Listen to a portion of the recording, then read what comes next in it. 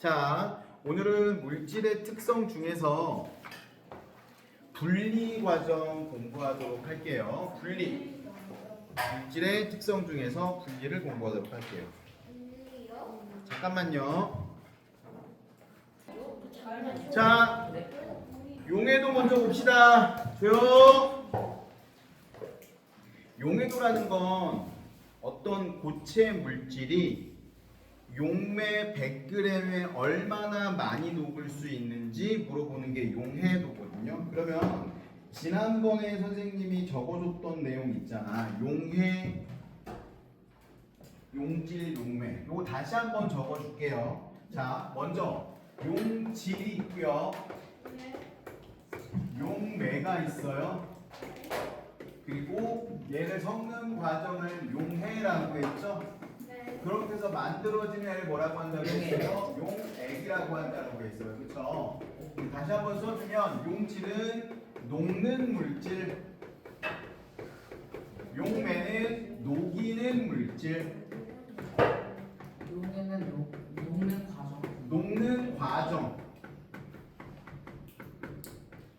용액은 그렇게 해서 만들어진 물질. 용질, 용해, 용액은 그 액체 뭐 용질은 예를 한번 들어볼게요. 우리가 지금 용해도라는 걸 공부하고 있잖아. 그러니까 용매는 대체적으로 뭐야? 액체겠죠? 그리고 용질은 주로 고체일 거야. 근데 기체일 수도 있고 액체일 수도 있습니다. 가장 대표적으로 소금 한번 생각해 볼게요. 소금 어디다 녹일 거냐면 물에다 녹일 거야. 그래서 저. 그럼 뭐가 만들어져요? 소금물이 만들어지네요. 소금물은 용액이죠. 그러면 기본적으로 뭐냐면 이렇게 생각하면 되겠지. 용해도라는 건 얼마나 잘 녹일 수 있는지가 용해도거든요. 그래서 기준이 있는데 기준이 뭐냐면 용매 100g에 용질을 얼마나 넣을 수 있는지 그게 용해도의 기준이에요. 무슨 말인지 알겠죠? 그래서 그림에서 한번 보니까 고체의 용해도는 고체는 언제 잘 녹아요? 따뜻한 물에 잘 녹아? 차가운 물에 잘 녹아? 따뜻한 물에 잘 녹죠? 그래서 고체의 용해도는 이 그래프가 나와 있는데 그래프가 어떤 식으로 나와 있냐면 얘가 온도야. 온도에 따라서 얼마나 잘 녹는지 이런 그래프로 나타낼 수 있어요. 고체는 따뜻하면 따뜻할수록 잘 녹으니까. 근데 거꾸로 한번 생각해 봅시다. 고체 말고 액체, 기체는 어때? 기체. 선생님은 탄산수라는 걸 되게 좋아하는데 얘 탄산수는 아니지만 이게 탄산수라고 생각을 해봅시다. 그럼 여 안에 뭐가 들어있는 거예요? 이산화탄소가 들어있는 거야. 근데 탄산음료, 너희 콜라를 따뜻하게 먹어, 시원하게 먹어? 시원하게 먹어야지. 따뜻하게 먹으면 안 돼. 왜냐면 따뜻하게 하면 다 날아가 버리니까.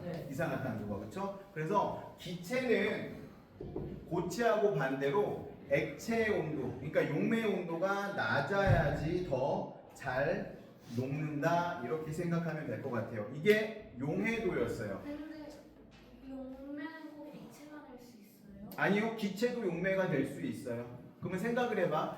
두 개가 섞여 있는데 많은 게 용매라고 생각하면 돼. 그러면 공기 중에 제일 많은 건 뭐죠? 질소. 질소가 용매가 되는 거고 산소가 용질이 되는 거야. 그렇게도 설명할 수 있어요. 근데 우리가 지금 과정에서 배우는 거는 용매를 액체로 사용하는 경우만 지금 배우고 있는 거예요. 무슨 뜻인지 알겠죠? 우리 잠깐 쉬었다가 혼합물에 분리하도록 할게요. 자, 물질의 특성. 이번에 볼 건 혼합물의 분리인데, 자 보세요. 물질이라는 건 순물질하고 혼합물이 있었죠?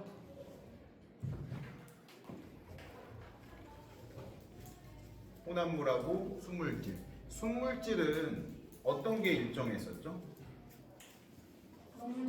녹는 점 끓는 점, 뭐 물질의 밀도도 일정하고요, 그렇죠? 그래서 일정했는데 그러면 우리가 혼합물이라는 건 여러 가지 순물질이 섞여 있는 거니까 이 혼합물을 분리하려면 물질의 특성을 이용하면 되겠네. 녹는 점, 끓는 점, 밀도 뭐 이런 걸 이용하면 되겠죠. 그래서 실제로 지금 우리가 배울 건 뭐냐면 혼합물의 분리를 공부를 할 건데 물질의 특성 중에서 어떤 거를 이용해서 물질을 분리할지를 공부하는 거예요. 첫 번째는 끓는 점차를 이용해서 물질을 분리하는 방법이야. 끓는 점차를 이용해서 물질을 분류하는 방법을 증류라고 해요. 그래서 거기 교재에다가 밑줄 좀 쳐볼까요? 액체 상태의 혼합물을 가열할 때 끓어나오는 기체를 냉각해서 순수한 액체를 얻는 방법. 이걸 뭐라고 한다고요? 증류. 너희들이 본 적은 없겠지만 증류를 하는 가장 대표적인 방법이 여러 가지 밑에 나올 건데 그 중에서 그 증류 장치라는 거 오른쪽에 그림 있죠? 이 증류 장치에도 밑줄을 좀 쳐주세요. 그게 보면 끓임 쪽이라는 게 들어 있어. 그 삼각 플라스크에 있는데 이걸 가지 삼각 플라스크라고 하거든요. 자, 봐봐. 이런 식으로 생겨 있네요. 삼각 플라스크인데 위에는 뚫려 있겠죠. 당연히 물건을 넣어야 되니까. 근데 한쪽에 이렇게 가지 모양으로 또 뚫려 있는 공간이 있어. 이걸 삼각 플라스크라고 하고요. 얘는 딱 요거 할 때 주로 많이 사용이 돼. 무언가를 끓일 때. 여기에다가 선생님이 어떤 액체를 집어넣고요. 뚜껑을 밀봉을 했어요. 그 다음에 여기에다가 고무 튜브를 연결을 해서 끓어나오는 기체를 한쪽으로 모을 수 있게 이렇게 설치를 한 거고 한쪽 끝에는 이 튜브가 연결되는데 이렇게 시험관을 놓고요. 얘를 차가운 물이 들어있는 비커 안에 넣어놓은 거예요. 이런 식으로. 망간이지. 넣어가지고 그 산소 발생시키는 거. 그렇게 할 수 있죠. 자, 이거 어떻게 할 거냐면 그 다음에 여기에다가 인덕션이나 아니면 끓임 장치를 이용해서 온도를 가하는 거야. 지금 여기에는 어떤 게 들어있는지는 우리가 알 수 없어요. 어떤 액체가 들어있는데 액체가 두 가지가 섞여 있고요. 그 두 가지 액체가 뭐가 달라야 되겠어? 끓는 점이 달라야 되겠지. 그러면 생각해 볼게요. A하고 B가 들어있는데 A의 끓는 점은 70도씨고요. B의 끓는 점은 100도라고 가정을 해보면 누가 먼저 끓기 시작할까요? 이 혼합물에서? A가 먼저 끓기 시작하겠죠? A가 끓어서 기체가 되면 위에가 막혀 있으니까 어디를 따라오겠어?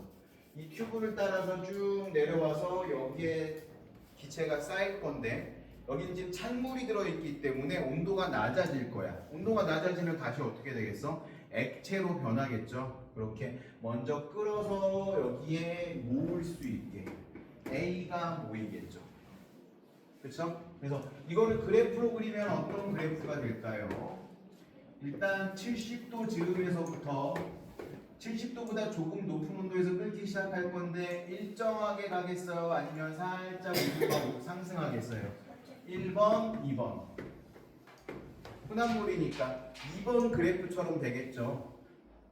혼합물이기 때문에 상태 변화가 일어나는 동안 온도가 일정하지 않고 살짝 상승을 할 거야. 그렇죠? 이런 모습으로 끌어올 거고 A가 먼저 여기에 모이게 되겠죠.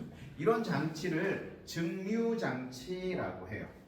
증류 장치. 증류를 이용해서 액체 물질을 분리하는 장치다. 이렇게 쓰면 될 것 같아요. 그래서 동그라미 1번. 액체 상태의 혼합물을 가열하면 거기도 밑줄 치세요.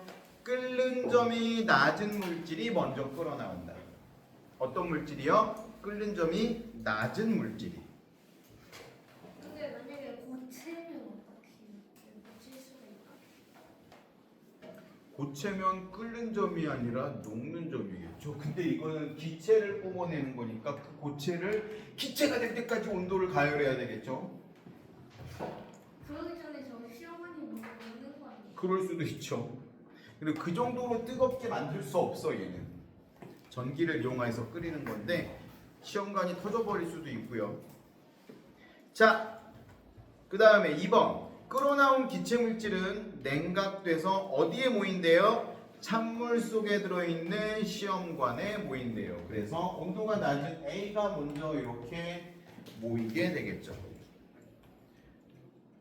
자, 2번. 그러면 이런 증류를 이용한 분리 방법에 얘는 뭐가 있을지 한번 보도록 합시다. 첫 번째가 바닷물에서 식수 얻기야.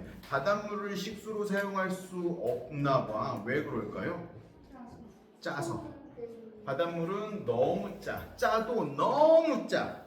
바닷물이 얼만큼 짠지 선생님이 지난주에 퍼센트로 얘기해 준 적이 있는데 전 세계 바다의 평균은 몇 퍼센트라 그랬죠? 소금 농도가?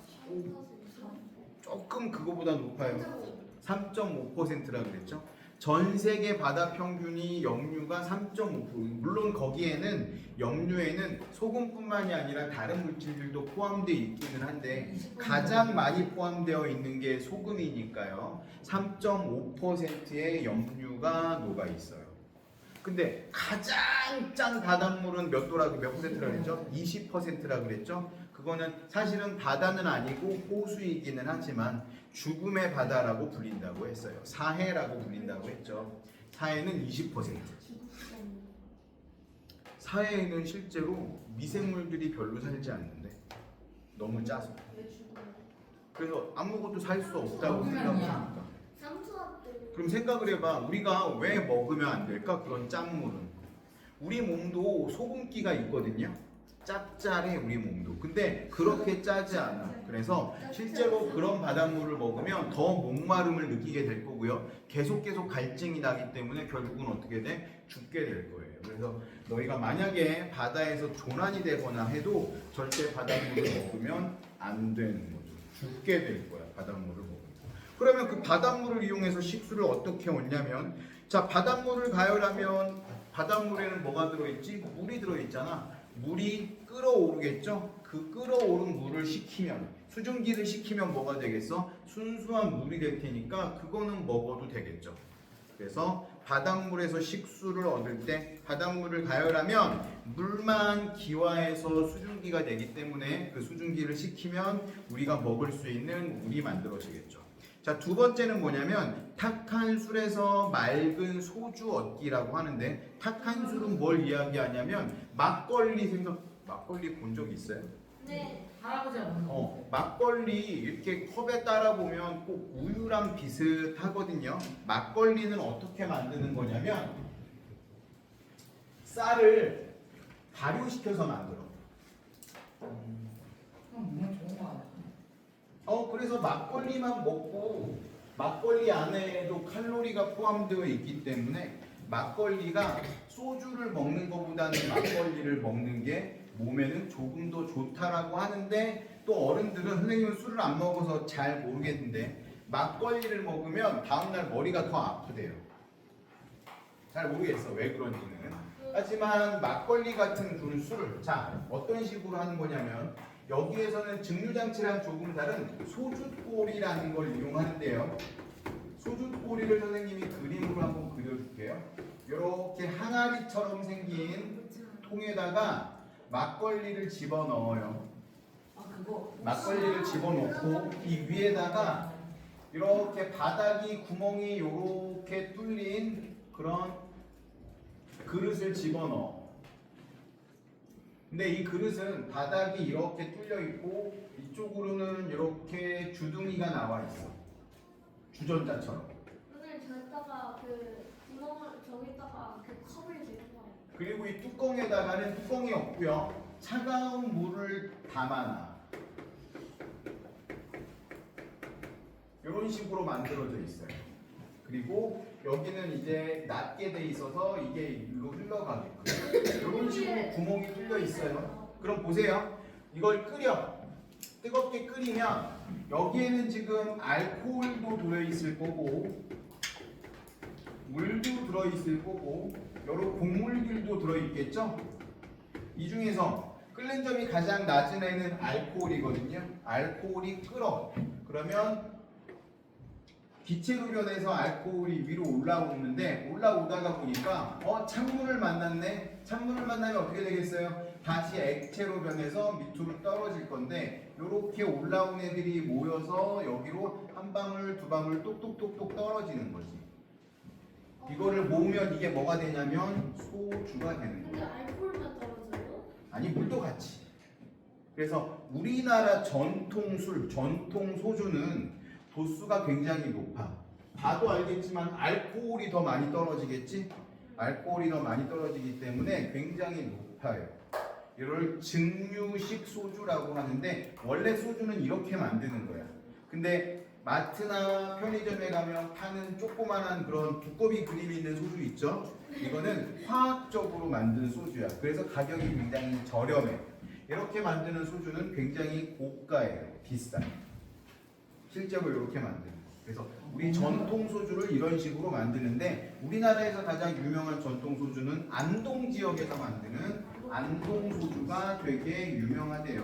아 이거 흑백 요리사의 무슨 주모, 윤주모. 맞아요. 근데 재밌는 건 뭐냐면 소주는 우리 전통 술이 아니야. 예? 언제 우리나라에 처음 들어온 거냐면 고려 시대 때 처음 들어온 거예요. 소주는 누가 먹던 술이냐면 몽골인들이 먹던 술이야. 원래 우리 민족이 먹던 술이 아니야. 우리 민족은 원래 뭘 먹었냐면 막걸리를 먹었어.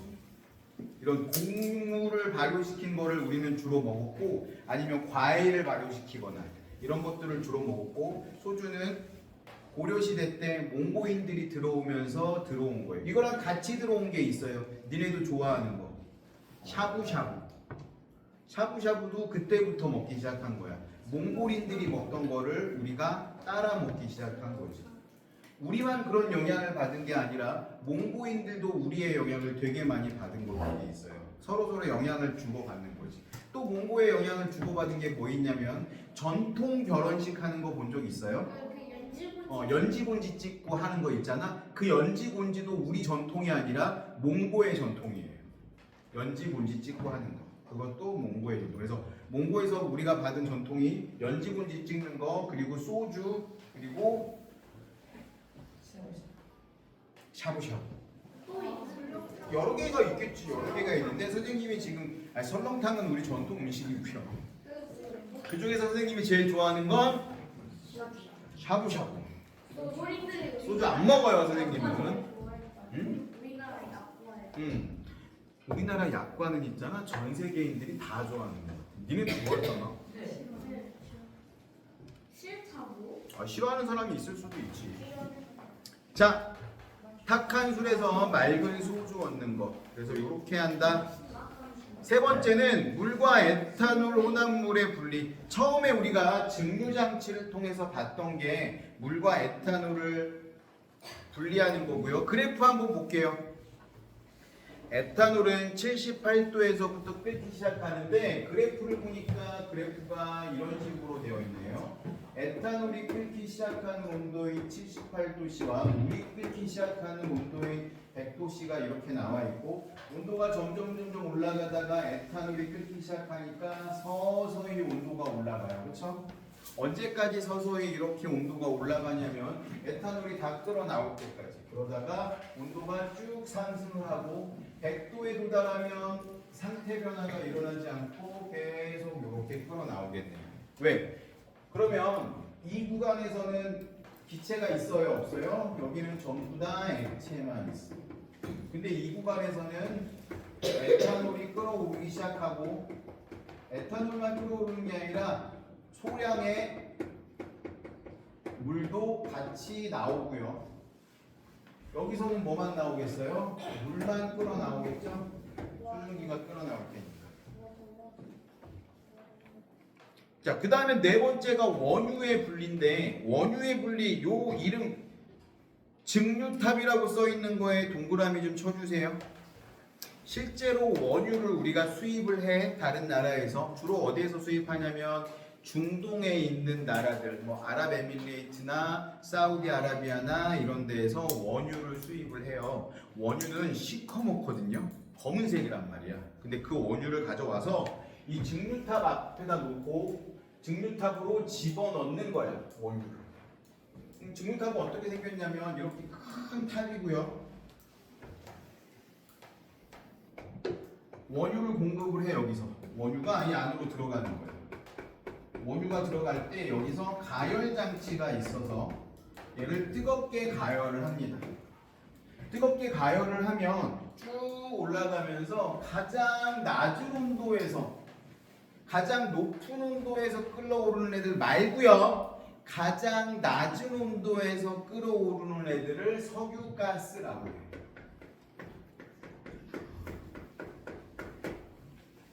석유가스에는 메테인, 에테인, 프로페인, 뷰테인 이런 애들이 들어있어요. 이런 애들이 먼저 빠져나와. 얘를 어디에다 쓴대요? 가정용 연료에 쓴대. 우리 가정에서 연료로 쓰는 거 크게 두 가지로 나눌 수 있거든요. 강의 뭐가 있지? 그죠? LNG하고 LPG가 있어요. 자, 적어놓을 테니까. 그 도시락. 도시가스라고 설명했어. RPG. LPG 아니고요. LPG. LPG겠냐? LPG는 LNG가 뭐예요? 생각나는 액화 액화. 내추럴 천연가스. 얘는 액화 도시락. 프로페인 가스. 이렇게 넣죠 RPG. 그래서 LNG의 주 원료가 뭐라 그랬죠? 메테인, 에테인,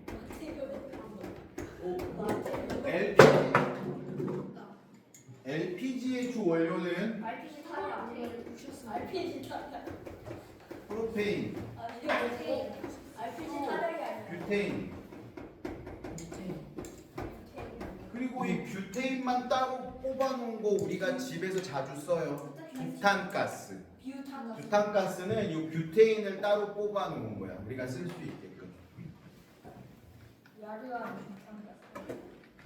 자, LNG와 LPG 이런 애들이 석유가스라고 불러요.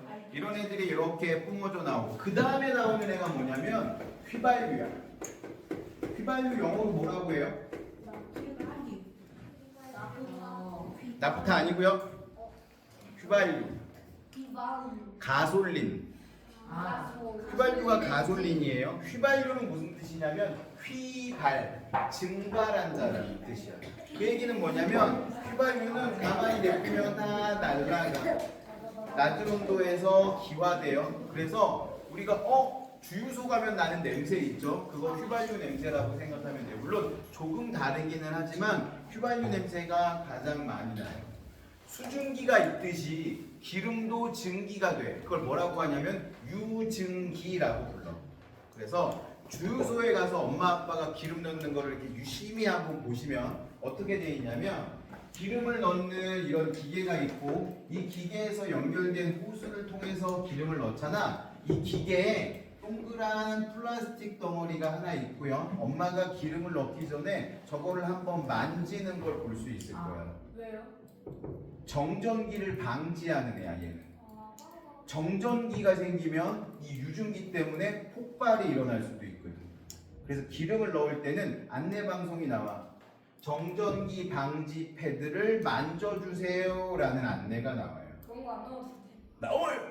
그래요? 미국의 그 스위터 때문에 불 나가지고 실제 그럴 수 있어. 그래서 유증기라는 게 발생하는데 우리나라 이 주유 기기들은 다 좀 선진화된 기기라서 그런 일이 잘 일어나지 않지만 되게 시골에 있는 옛날 기계에서는 실제로 그런 일들이 지금도 일어납니다. 미쿡 같은 나라는 오래된 그런 정유기가 유증기가 많이 발생했는데 그 근처에서 누군가 담배를 핀다거나 그러면 폭발할 수가 있어요. 유증기 때문에.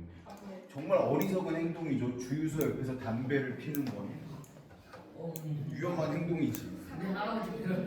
안 된다고요. 위험한 행동이야. 너가 못하게 해야지. 네. 할아버지! 큰일 납니다. 할아버지, don't do that. 자, 정전기 방지 패드는 정전기를 우리 몸에 일어날 수 있는 그런 스파크들을 없애주는 전자를 다 빨아들이는 친구다라고 생각하면 돼요. 자, 요렇게 휘발유하고 같이 나오는 게 있는데 나프타라는 게 나오거든요. 이 나프타를 납사라고도 하고요. 이걸 이용해서 뭘 만드는 거냐면 플라스틱 오. 그리고 합성 섬유를 만들어요. 그럼 적어놓으세요. 네. 이 나프타를 이용해서 플라스틱과 합성 섬유를 만듭니다. 너희 옷을 보면 옷에 이렇게 써 있을 거거든. 선생님 옷도 마찬가지일 텐데. 어디 봐야. 이거 플라스틱 같긴 한데. 플라스틱 누가 보고? 야, 나 여기 써있다. 없네. 선생님 옷에는. 누가 플라스틱일 것 같은데? 옷에 보면 옆에 이거 좀 빌려줄 수 있어? 잠깐. 한번밖에 안 써주세요. 서울시 관광소 작품을. 옷에 보면 이런 거 붙어 있죠? 이런 거. 같이 있는데. 이런 거에 보면 뭐라고 써 있냐면 여기에 나일론, 겉감이 나일론, 안감은 폴리에스터. 나일론하고 폴리에스터 이런 게 이런 합성 섬유예요. 없는데. 나일론은 인류가 첫 번째로 만든 합성 섬유가 나일론이에요. 신축성이 굉장히 좋아서 만들어서 쓰고 있어. 스타킹 다 나일론으로 만들고요. 밧줄 나일론으로 만들고요. 그물 나일론으로 만들어요. 신축성이 굉장히 좋거든. 폴리에스터는 우리 현재 인류가 가장 많이 생산하는 섬유예요. 우리 옷의 대부분. 근데 그런 우리 옷은 원래는 뭘로 만들었었냐면 코튼으로 제일 많이 만들었어요. 면 100%. 속옷들은 대부분 면이 많이 있죠. 왜냐면 면은 땀 흡수를 잘해. 그리고 근데 이제 단점이 뭐냐면 잘 안 말라. 땀이 났는데 잘 안 말라. 그러면 땀 흡수를 잘하는 건 좋지만 찝찝한 상태로 계속 있어야 돼. 근데 폴리에스터는 땀을 흡수하지 않아. 땀이 통과해. 그래서 우리 축구 대표 선수들 보면 이 유니폼 안에 몸에 쫙 달라붙어 있는 합성 섬유 입고 있거든요. 걔가 이제 특수 소재야. 땀을 바깥으로 배출해. 그러면 실제 유니폼하고 이 쫙 달라붙는 옷 사이에 땀이 있으면서 바람이 통과하니까 금방 말라. 그래서 뛸 때 무겁거나 찝찝하지 않게 해주는 그런 합성 섬유들이 있어요. 운동선수들이 되게 많이 입는 옷 중에서. 근데 우리는 그 정도는 아니지만 요즘 고어텍스라는 거를 많이 사용하는데 등산을 하거나 할 때 고어텍스는 특징이 뭐냐면 안에 있는 땀은 밖으로 배출할 수 있는데 밖에 있는 물기는 안으로 들어오지 않아. 그러니까 비 올 때 고어텍스를 입고 있으면 빗방울은 몸속으로 들어오지 않는데 내 몸에서 나는 땀은 바깥으로 나가. 기가 막히지 않니? 눈이 오거나 비 올 때 젖지 않는다라는 뜻인 거지. 신발이라든지 등산화 아니면 등산용 자켓 이런 것들을 고어텍스로 많이 만들죠. 조금 비싸. 그래서 기능이 좋으니까. 근데 얘는 그거- 신축성이 안 좋은 것 같은데. 그거 나일론으로 돼 있대? 네. 제 옷은 나일론 안 떴네. 100% 폴리에스터. 그 티는 면이겠지. 폴리에스터 아니고. 폴리에스터라고 면하고 주로 면이 더 많이 포함되어 있어. 우리가 살갗에 닿는 것들은 면이 많고 선생님이 얘기했던 이 폴리에스터는 겉 재질, 겉옷 재질. 그러니까 자켓에는 폴리에스터나 나일론이 좀 더 많아. 나일론 100%. 이거 나이도 100% 열심히 안 해서 그 정도면 좋은 거지. 이거 좋은 거예요. 늘어나잖아. 면옷은 그렇게 하면 다시 돌아가지 않잖아. 신축성이라는 거는 늘어나는 것만 이야기하는 게 아니라 늘어났다가 다시 돌아오는 걸 이야기하는 거니까. 근데 얘는 면은 면티는 목을 훅 늘어뜨리면 다시 돌아가지 않아. 엄마한테 등짝 맞아. 얘는 안 넣어요. 맞아요. 자, 그 다음에 뭐가 있어요? 휘발유 밑에 온도가 조금 높은 친구 누구 있어요? 등유 있네. 등유는 말 그대로 등. 옛날에 등잔에 사용하던 거예요. 그 다음에 경유 있네요. 경유는 영어로 뭐예요? 디젤. 그래서 화물차라든지 좀 큰 차량에 사용하는 게 디젤이고요. 그 밑에는 뭐가 있냐면 중유라는 게 있는데 중유는 배가 주로 사용하는 연료야. 배. 그 다음에 이런 것들이 다 빠져나가고 끈적끈적한 애가 나오는데 이걸 뭐라고 하냐면 아스팔트라고 해요. 아스팔트 우리 들어봤는데 그쵸? 아스팔트 도로 깔 때 사용하는 거잖아. 그 도로를 깔 때 자갈하고 모래하고 아스팔트를 사용해서 깔기 때문에 그 도로를 아스팔트 도로라고 하는 거야. 아스팔트는 굉장히 끈적끈적하고 점성이 강하거든요. 얘를 뜨거운 열로 눌러주면 얘가 녹아, 아스팔트가. 그래가지고 자갈하고 돌을 단단하게 굳히는 역할을 해주는 거야. 식으면 단단한 돌덩어리가 되는 거지. 근데 이 아스팔트 단점이 조금 있어요. 충격을 받으면 조금씩 떨어져 나가. 그래서 비가 오거나 하면 중간중간 도로에 페인대들이 있을 거야. 그럼 거기에 어떻게 아저씨들이 가서 아스팔트 섞은 자갈이랑 돌을 놓고 뜨거운 롤러로 계속 눌러. 그러면 다시 메꿔지. 그래서 보수하기가 좋아, 아스팔트 도로는. 고치기가. 제 친구가 그 저희 동네 그 갈매천을 공사를 하는데 근데 거기에다가 그 빨간색 아스팔트를 이렇게 쫙 해놨는데 제 친구가 거기 놀다가 그걸 밟아버려가지고 자국등. 네? 자국등. 근데 그거 한 지 얼마 안 된 거라 신발이 달라붙어가지고 신발이 닿아서 녹을 수도 있어요. 우리 신발은 공으로 만들어져 있잖아. 아저씨들이 공사하고 있는데 그 잘못 지나가다가 밟으면 신발 녹아요. 특히 크록스 신고 있으면 바닥 들러붙어서 붙어버릴 수도 있어요. 크록스는 아닌데 그래가지고 조금씩 먹어가지고 그러면 친구 잡아당겨 해가지고 친구 3명이서 잡아당겨가지고 꺼냈어요. 근데 아스팔트도 달라붙어가지고 그냥 제 친구가 갈비천에다가 던져버렸어. 자, 보세요. 크록스 내리고. 끓는 점은 증류탑에서 끓는 점은 위에가 높아요, 아래가 높아요? 오, 30분 남았어요. 위로 갈수록 낮아집니다. 위로 갈수록 낮다에 동그라미 쳐주세요. 그래서 원유를 분리할 때는 원유를 가열해서 증류탑으로 보내면 끓는 점이 낮은 물질일수록 어디서 증류탑의 위쪽에서 분리되고 끓는 점이 높은 물질은 아래쪽에서 분리된다. 요거 꼭 기억해 주시면 좋겠고. 자, 두 번째. 우리가 지금 여태까지 뭐 했었냐면 끓는 점 차를 이용해서 물질을 분리하는 거 했거든요. 이제는 뭐 할 거냐면 밀도 차를 이용해서 물질을 분리하는 거 할 거예요. 아스팔트 끓는 점은 저도 몰라요. 굉장히 높아요. 한 500도 이상 되지 않을까? 다이아몬드 깨끗하고 그거예요. 다이아몬드도 끓는 점이 있겠죠. 다이아몬드의 끓는 점은 대략 한 2800에서 3000도 사이 되지 않을까 싶어요. 제가 그 유튜브에서 봤는데 다이아몬드를 5000도에다가 녹이면은 다이아몬드가 조금씩 녹는데요. 아, 녹는 점이겠네. 끓는 점이 아니라 탄소에 녹는 점입니다. 다이아몬드 자, 보세요. 고체, 밀도차를 이용한 분리인데 밀도는 고체도 가지고 있고 액체도 가지고 있잖아요. 첫 번째 볼 거는 고체 혼합물의 분리예요. 자, 거기도 밑줄 좀 칠게요. 밀도가 두 물질의 중간 정도이며 두 물질을 모두 녹이지 않는 액체에 넣어서 분리까지 밑줄 쳐주세요. 이게 무슨 뜻이냐면, 자, 예를 한번 들어볼게요, 선생님이. 네. 선생님이 모래놀이를 하고 싶은데 모래에 스티로폼 가루들이 막 떨어져 있는 거예요. 근데 이 모래를 가지고 놀고 싶은데 이 스티로폼 가루 때문에 너무 보기 싫어. 스티로폼 하얗고 너무 막 날아다니고 해서 이걸 다 분리하고 싶은데 하나하나 분리하니까 너무 힘들어. 그래서 이걸 어떻게 하냐면 물을 받아놓고 물에다가 모래하고 스티로폼 섞여 있는 걸 같이 부어.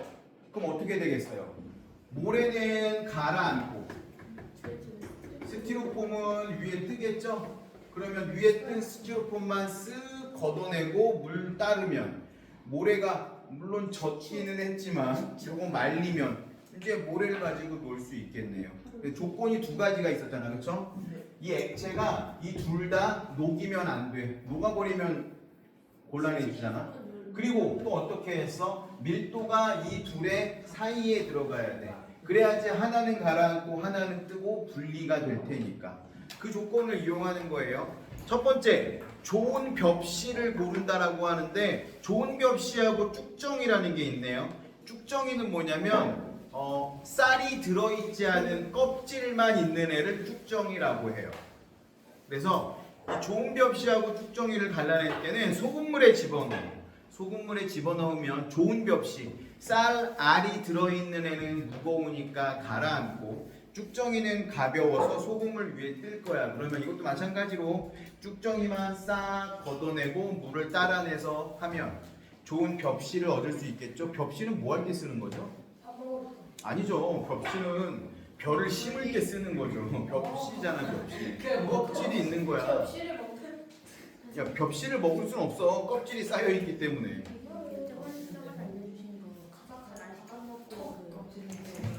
그런 껍질을 일반도 안 되던데요. 아이스크림이 충분히 녹아 있는 상태였어? 네. 충분히 녹아 있는 거를 막 5스푼 먹었어? 네. 그리고 콜라를 벌컥벌컥 마셨어? 아니면 조금 먹었어? 계속 먹어요. 벌컥벌컥 한 번에 많이 먹어야 돼.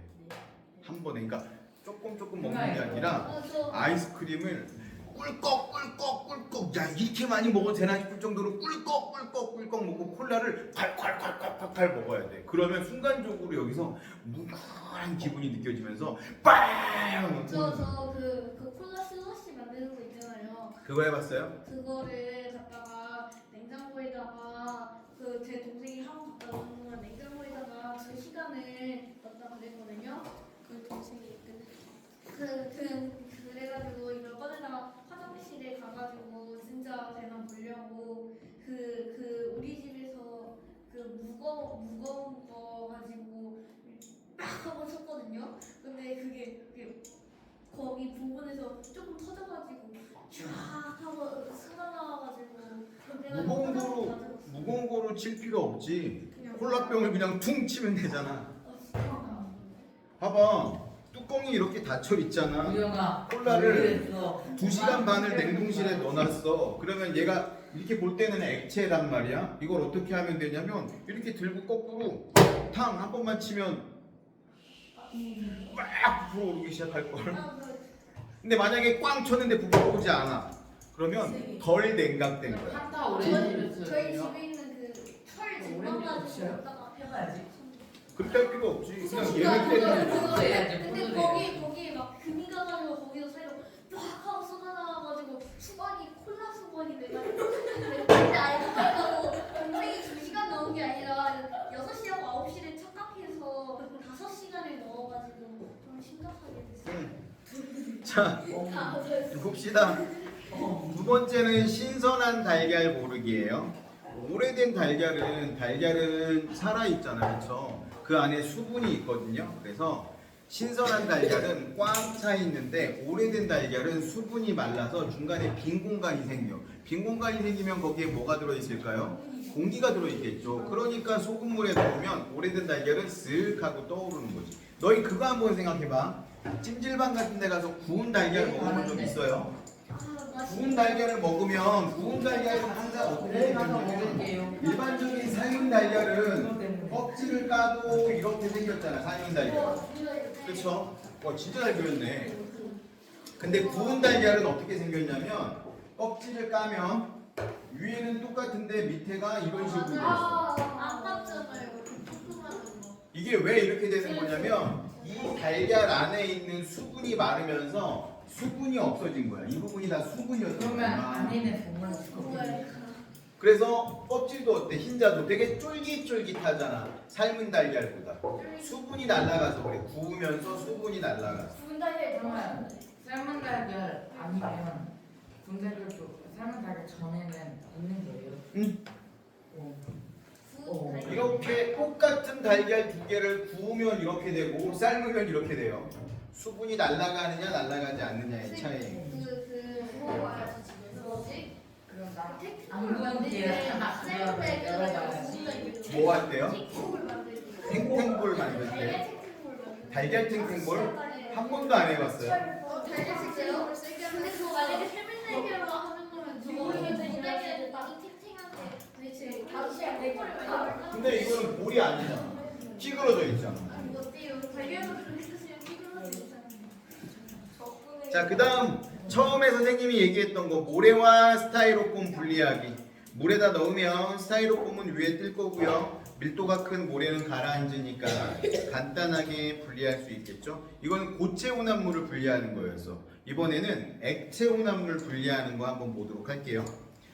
근데 이것도 조건이 있어요. 거기다 밑줄 칠게요. 서로 섞이지 않고 밀도가 다른 액체 혼합물. 밑줄 치세요. 서로 섞이지 않고 밀도가 다른 액체 혼합물. 만약에 아까 우리 알코올하고 물 같은 경우는 놔두면 섞여버려. 그래서 구분이 안 가. 근데 섞이지 않는 애 누가 있을까? 물과 기름. 물과 기름은 누가 더 밀도가 작아요? 기름이 밀도가 작아. 그래서 위에 뜨잖아. 이런 거는 어떻게 이용하냐면 그 밑에 있는 기구는 뭐냐면 분별 깔때기라는 기구예요. 해봐. 이 분별 깔때기는 실제로 어떻게 생긴 거냐면 이런 식으로 생겼어. 요렇게 액체를 넣는 구멍이 있고요. 요렇게 통통하게 생겼고 저거랑 비슷한. 밑에가 이런 식으로 되어 있는데 여기에 밸브가 달려 있어. 그래서 밸브를 잠근 상태에서 섞여 있는 액체를 여기다 집어넣어요. 그럼 물하고 기름을 넣었다라고 하면 여기에 아래에는 밀도가 큰 물이 들어갈 거고 위에는 밀도가 작은 기름이 이렇게 뜨겠죠?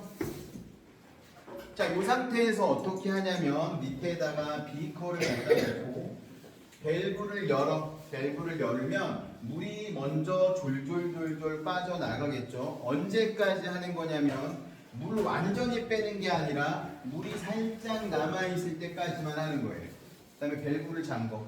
물을 치워놓고 이 연결되어 있는 보이잖아. 구분이 되니까 떠있잖아.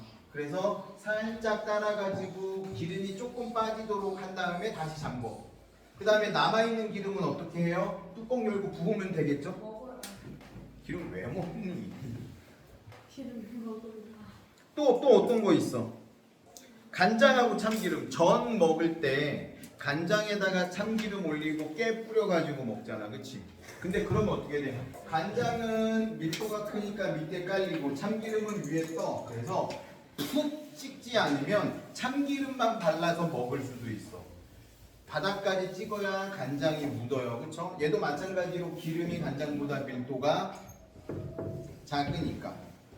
그럼 간장하고 물하고는 하면 어떻게 될까? 할 수가 없어요. 간장하고 물하고는. 왜냐면 둘이 섞여버리니까.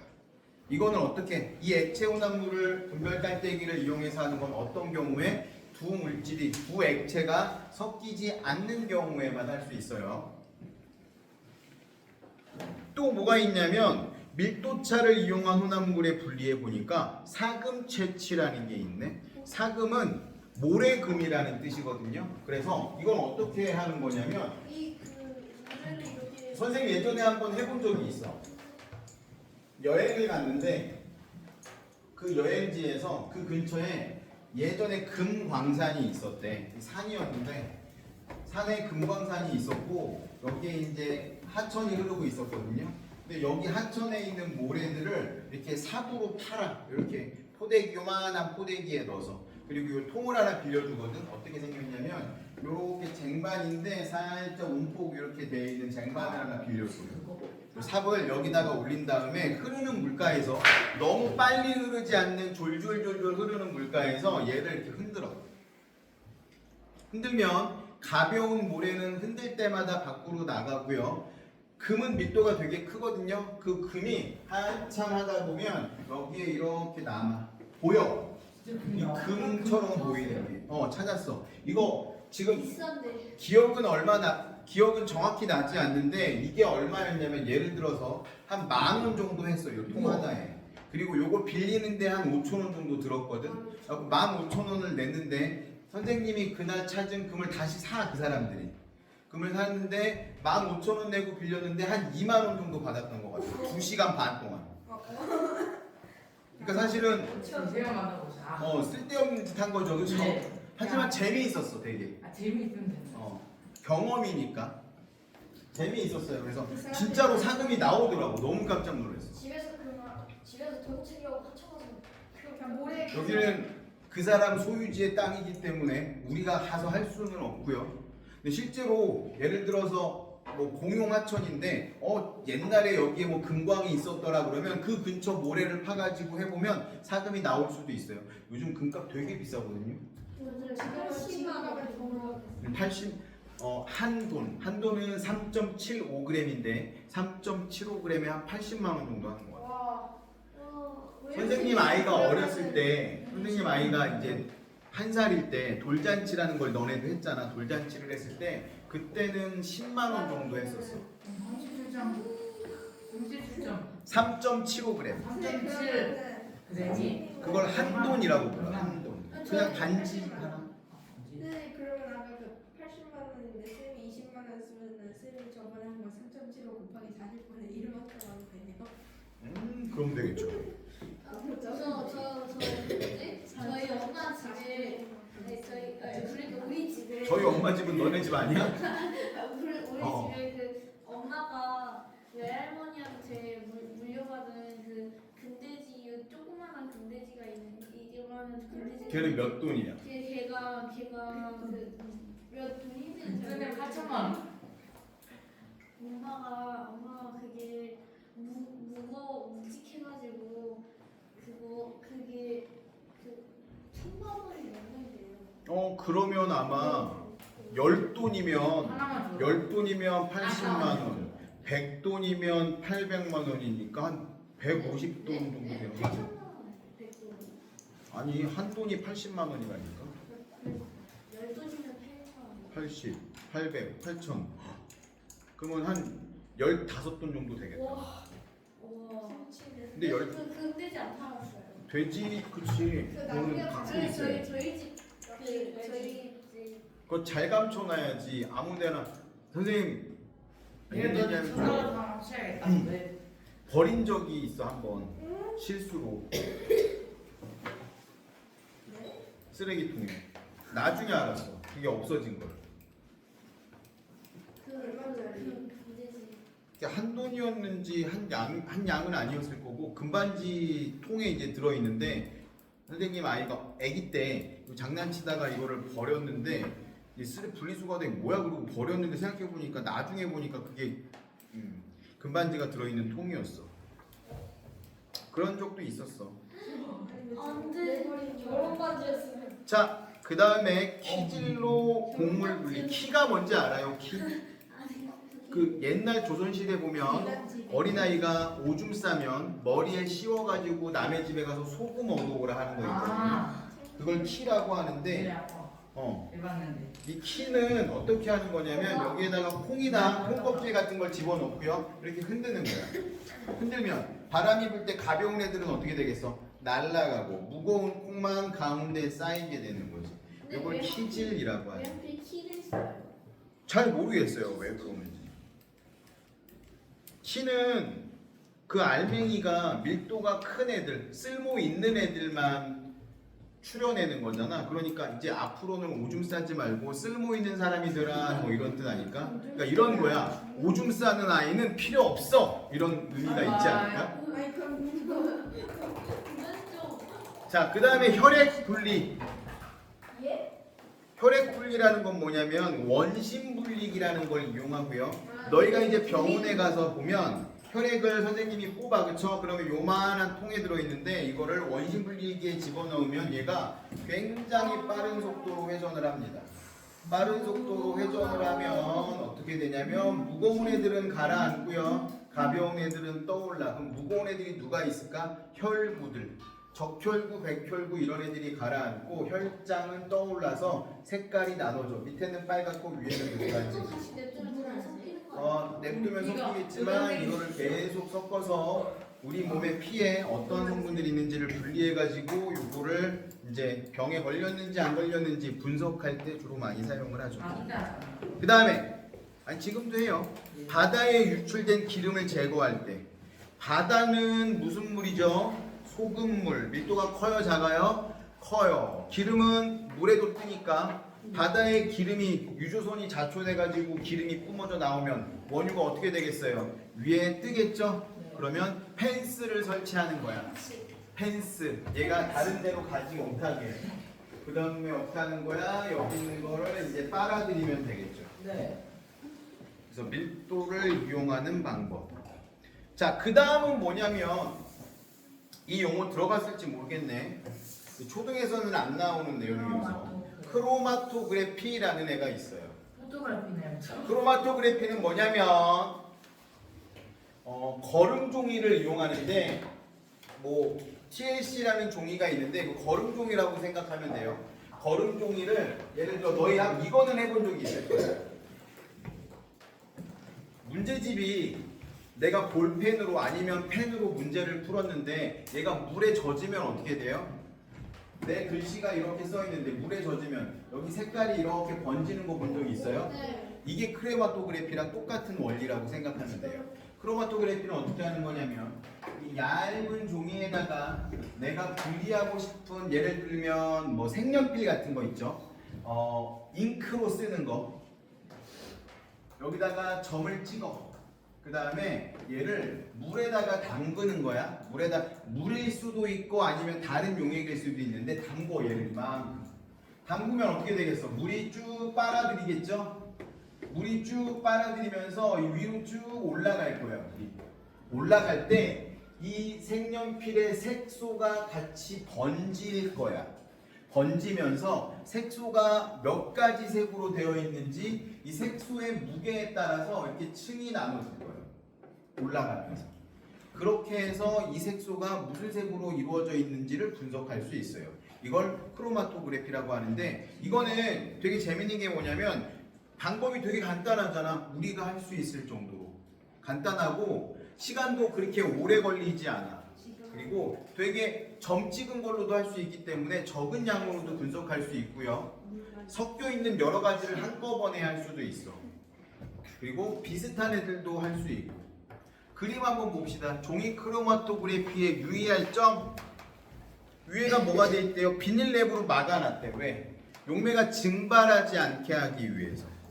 그리고 사인펜으로 찍은 점이 조심해야 될 건 뭐냐면 물이 따라 올라가야 되는데 이 사인펜으로 찍은 점까지 물에 넣어버리면 이 사인펜의 색소가 물로 다 퍼져버리겠지? 그러니까 그렇게 하지 않게 끝에만 살짝 물에 닿아서 물을 빨아들일 수 있게 해줘야 돼. 그리고 색소가 넘칠 때까지 기다리면 안 돼. 어느 정도 올라왔으면 실험을 멈춰야 되는 거죠. 왜요? 날아가 버리면 구분을 못 하잖아. 여기까지 어떻게 구분되는지를 보고 싶은데 시간이 지나면 다 지나가 버릴 거잖아. 그래서 어떨 때 사용하냐면요. 사인펜 잉크의 색소 분리하는 거 할 때 운동선수의 도핑 테스트. 도핑 테스트가 뭐죠? 금지 약물을 먹었는지 안 먹었는지 검사하는 거. 이럴 때도 크로마토그래피를 이용하고요. 단백질 성분을 검출한다든지 농약 성분이 있는지 없는지 검출한다든지 이럴 때 크로마토그래피를 사용합니다. 자, 그러면 여기까지 하면 우리 이 교재에 대한 내용은 다 끝나버렸네. 우리 지난번에 숙제가 66쪽까지였죠. 네. 아, 안 돼. 그러니까 설명.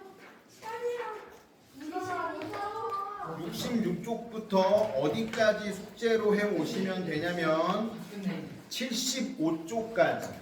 지금 가끔 17쪽, 66쪽의 14번부터 75쪽까지. 아니.